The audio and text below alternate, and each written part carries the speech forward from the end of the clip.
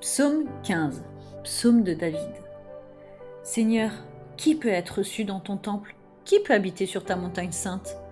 C'est celui qui se conduit parfaitement. Il fait ce qui est juste, ses paroles sont sincères et vraies. Il ne dit pas de mal des autres, il ne fait de tort à personne, il n'insulte pas son voisin. Il méprise celui qui agit mal, mais il honore ceux qui respectent le Seigneur. Même s'il fait une promesse difficile à tenir, il la tient. Il prête son argent sans intérêt. Il n'accepte pas de cadeau pour accuser un innocent. Celui qui se conduit ainsi ne risque pas de tomber. Psaume 45. Enseignement du groupe de Corée pris dans le livre du chef de chorale. Chant d'amour sur un instrument à cordes. De belles paroles agitent mon cœur. Je vais réciter un poème pour le roi. Que ma bouche soit comme la plume d'un bon écrivain. Tu es le plus beau des hommes, tes paroles sont admirables. C'est pourquoi Dieu t'a béni pour toujours. Combattant courageux, mets ton épée à ton côté, elle est ta grandeur et ton honneur. Tends ton arc et bondis, en route pour défendre la vérité, la douceur, la justice. Que ta main puissante te montre de beaux exploits. Tes flèches sont pointues, elles percent le cœur de tes ennemis. Oui, tout le monde tombe sous tes coups. Ton pouvoir royal est comme celui de Dieu. Il durera toujours et pour toujours. Tu gouvernes ton peuple avec justice. Tu aimes ce qui est juste, tu détestes le mal. C'est pourquoi Dieu, ton Dieu, t'a choisi. Sur ta tête, il a versé une huile de fête, te préférant aux autres rois. De fines odeurs parfument tous tes vêtements. Pour toi, une musique joyeuse sort de ton palais décoré d'ivoire. Des filles de rois sont là, elles portent tes bijoux. Et debout à ta droite, voici la reine, couverte d'or pur. Écoute, ma fille, regarde et tends l'oreille. Oublie ton peuple et la famille de ton père, que le roi désire ta beauté. Maintenant, il est ton maître, mets-toi à genoux devant lui. Alors les gens de Tyr, les peuples les plus riches, essaieront de te plaire en t'offrant des cadeaux. Voici la fille du roi, elle brille de lumière dans sa robe brodée d'or. Elle est conduite vers le roi, vêtue de broderies aux 1000 couleurs. Derrière elle, des jeunes filles l'accompagnent, elles sont amenées pour toi. On les conduit au milieu des cris de joie, elles entrent dans le palais du roi. Que tes fils un jour occupent le siège de tes ancêtres. Tu feras d'eux des princes dans le monde entier. Et moi, je rappellerai ton nom de génération en génération. Alors tous les peuples te diront merci, toujours et pour toujours. Psaume 75. Psaume d'Asaph pris dans le livre du chef de chorale. Nous te disons merci, ô Dieu, nous te disons merci, car tu es proche de nous. Nous racontons tes actions magnifiques. Dieu dit, je choisirai le bon moment et je jugerai avec justice. La terre peut trembler avec tous ses habitants, mais moi je l'ai fixée solidement. J'ai dit à ceux qui se vantent, ne vous vantez pas. Et aux gens mauvais, ne vous croyez pas au-dessus des autres. N'élevez pas la tête si haut, arrêtez vos discours méprisants. Non, la grandeur ne vient ni de l'Est ni de l'Ouest, elle ne vient pas du désert. Mais c'est Dieu qui juge. Il abaisse l'un, il élève l'autre. Le Seigneur tient une coupe dans ses mains. Elle est pleine de vin fort et fermenté. Il en offre à tous les gens mauvais du pays. Tous doivent en boire et vider la coupe jusqu'à la dernière goutte. Et moi, sans cesse, je chanterai pour le Dieu de Jacob. J'annoncerai qu'il a dit ceci. Je vais détruire l'orgueil des gens mauvais, mais la fierté de ceux qui m'obéissent grandira. Psaume 105. Remerciez le Seigneur, chantez son nom, racontez ses exploits aux autres peuples. Chantez pour lui, jouez pour lui de vos instruments, redites toutes ses actions étonnantes. Soyez fiers de lui, le Dieu saint. Soyez dans la joie, vous qui cherchez le Seigneur. Cherchez le Seigneur et son aide puissante. Cherchez sans cesse sa présence. Vous, la famille d'Abraham, son serviteur, vous qui êtes nés de Jacob et que le Seigneur a choisi, souvenez-vous des actions étonnantes qu'il a faites. Rappelez-vous ses exploits et les décisions qu'il a annoncées. Notre Dieu, c'est lui, le Seigneur qui gouverne toute la terre. Il s'est toujours souvenu de son alliance, de la parole donnée pour 1000 générations. C'est l'alliance établie avec Abraham, confirmée à Isaac par un serment.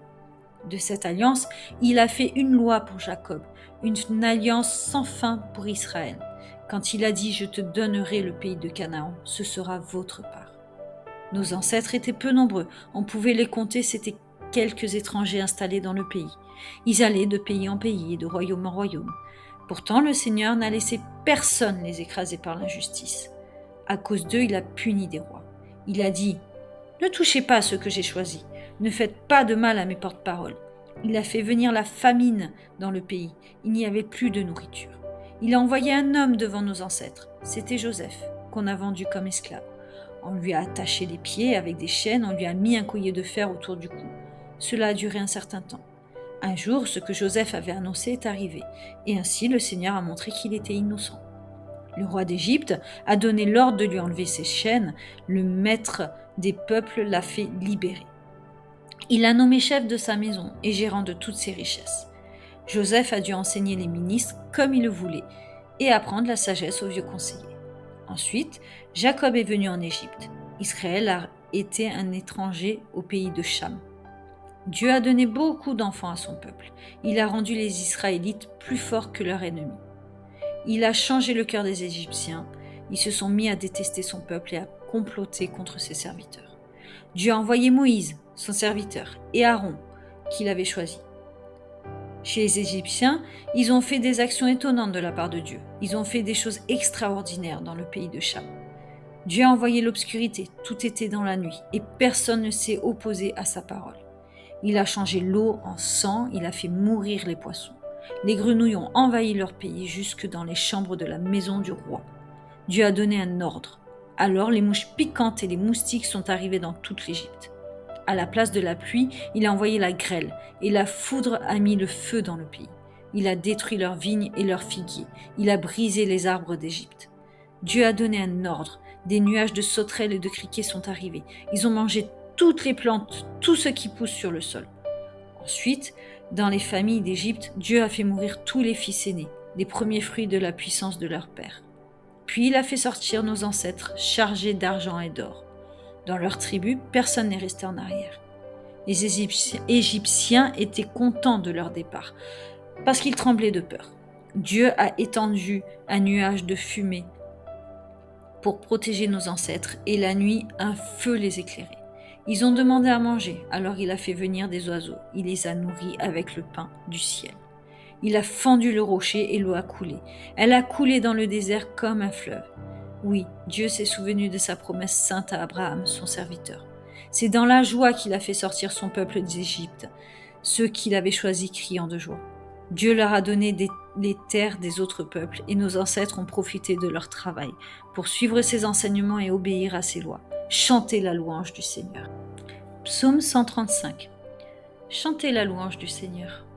Chantez le nom du Seigneur, chantez sa louange, vous, ses serviteurs, qui vous tenez dans le temple du Seigneur, dans les cours de la maison de notre Dieu. Chantez le Seigneur car il est bon, jouez pour son nom car il est aimable. Le Seigneur a choisi pour lui le peuple de Jacob, il a pris Israël comme son trésor. Oui, je le sais, le Seigneur est grand, notre Maître est au-dessus de tous les dieux. Le Seigneur fait tout ce qu'il veut dans le ciel et sur la terre, dans les mers et dans les profondeurs. Il soulève les nuages du bout du monde, il lance les éclairs pour faire tomber la pluie, il tire le vent qui gardait en réserve. C'est le Seigneur qui a frappé les fils aînés des Égyptiens, les premiers-nés de leurs animaux. Au milieu de toi, Égypte, il a agi de façon extraordinaire et étonnante contre le roi d'Égypte et tous ses serviteurs. Il a frappé des peuples nombreux, il a tué des rois puissants. Sion, roi des Amorites, Og, roi du Bashan, et tous les rois de Canaan. Le Seigneur a donné leur pays en partage à Israël, son peuple. Seigneur, on entendra toujours parler de toi. Seigneur, on se souviendra de toi de génération en génération. Oui, le Seigneur fait justice à son peuple. Il a pitié de ceux qui le servent. Les dieux des autres peuples sont en argent et en or. Ils sont fabriqués par des hommes. Ces statues ont une bouche, mais elles ne parlent pas. Elles ont des yeux, mais elles ne voient pas. Elles ont des oreilles, mais elles n'entendent pas. Aucun son ne sort de leur bouche. Ceux qui les ont faites, ceux qui mettent leur confiance en elles, qu'ils soient comme ces statues. Tribu d'Israël, remerciez le Seigneur. Famille d'Aaron, remerciez le Seigneur. Famille des Lévites, remerciez le Seigneur. Vous qui respectez le Seigneur, remerciez le Seigneur. Depuis Jérusalem, remerciez le Seigneur qui habite sur la montagne de Sion. Chantez la louange du Seigneur. Proverbe 15. Une réponse pleine de douceur chasse la colère, mais une parole blessante la fait éclater. Quand un sage parle, il donne envie d'apprendre. Quand un sot ouvre la bouche, il ne dit que des bêtises. Le Seigneur voit tout, les méchants et les bons. Une parole encourageante est comme un arbre qui donne la vie, mais une parole méchante brise le cœur.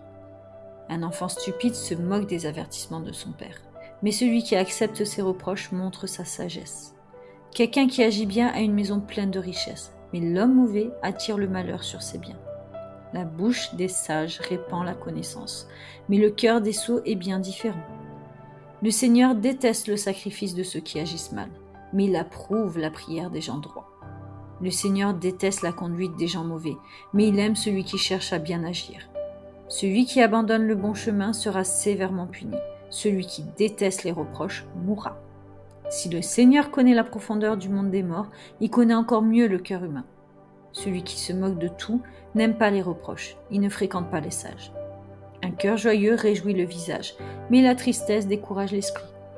Celui qui réfléchit cherche à apprendre, mais le sot se nourrit de bêtises. Pour un pauvre, la vie est toujours mauvaise, mais pour un homme heureux, c'est tous les jours la fête. Il vaut mieux avoir peu et respecter le Seigneur qu'être riche et plein de soucis.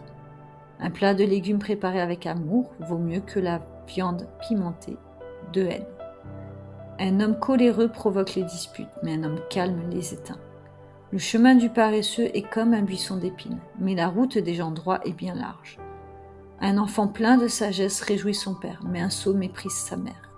Une personne qui manque de bon sens se réjouit de la bêtise, mais celle qui réfléchit avance sur un chemin droit. Quand on ne demande jamais conseil, les projets échouent. Mais avec beaucoup de conseillers, ils réussissent. Une bonne réponse donne de la joie. Une parole dite au bon moment fait du bien. Une personne sage suit la route qui monte vers la vie. Elle évite la route qui descend vers la mort. Le Seigneur détruit la maison des orgueilleux, mais il protège le champ de la veuve.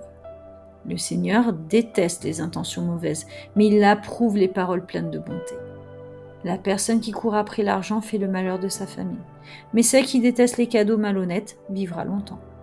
Une personne qui agit bien réfléchit avant de parler, mais celle qui agit mal crache des paroles méchantes. Le Seigneur est loin des gens mauvais, mais il écoute la prière de ceux qui agissent bien. Un regard lumineux réjouit le cœur. Une bonne nouvelle rend la santé au corps. Une personne qui écoute les leçons de la vie a sa place parmi les sages. Une personne qui refuse les avertissements se méprise elle-même, mais celle qui accepte les reproches apprend à réfléchir. Le respect du Seigneur apprend la sagesse. Pour être honoré, il faut d'abord se faire petit.